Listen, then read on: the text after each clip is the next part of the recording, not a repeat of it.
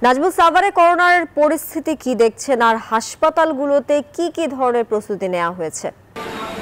আপনাকে ধন্যবাদ। আপনি যেমনটি বলছেন, এই মুহূর্তে রয়েছে আমি সাভারের সরকারি হাসপাতালে এবং আমরা যেটা দেখেছি সকাল থেকে এখন পর্যন্ত প্রচুর রোগী রয়েছে। তবে এখানে ঠান্ডা, জ্বর, কাশি, অ্যাজমা এই ধরনের রোগী কিন্তু বেশি এবং বিশেষ করে শিশুদের সংখ্যাও বেশি রয়েছে এবং এখানকার রোগীরা কিন্তু এখনও ভিড় করছে এবং এখানে কিন্তু যারা কাশি নিয়ে অর্থাৎ জ্বর নিয়ে যারা এসেছে 4 দিন ধরে জ্বর এবং সরকারি হাসপাতালে আসার পর যে করোনার পরীক্ষা সেটা আসলে করা হচ্ছে না এই মুহূর্তে এবং এই অভিযোগটি করছে এবং কর্তৃপক্ষের সাথে কথা বলেছি, তিনি বলেছেন যে করোনার যে কিট সেই কিট না থাকার কারণে আসলে কোভিড পরীক্ষা করতে পারেনি এবং যার ফলে আসলে একেতে কিন্তু আতঙ্ক ছড়িয়ে পড়ছে এবং একই সঙ্গে কিন্তু যে হাসপাতালগুলোতে কোনো রোগী মাস্ক পরছেন না এবং এখানে আসছেন এবং মাস্ক পরার যে নমুনা সেটাও আসলে দেখানো যাচ্ছে না এবং তবে স্বাস্থ্য বিভাগে এখানকার যে কর্মকর্তা তিনি আমাদেরকে বলেছেন যে স্বাস্থ্য অধিদপ্তর আগামী 10 দিনের মধ্যে যে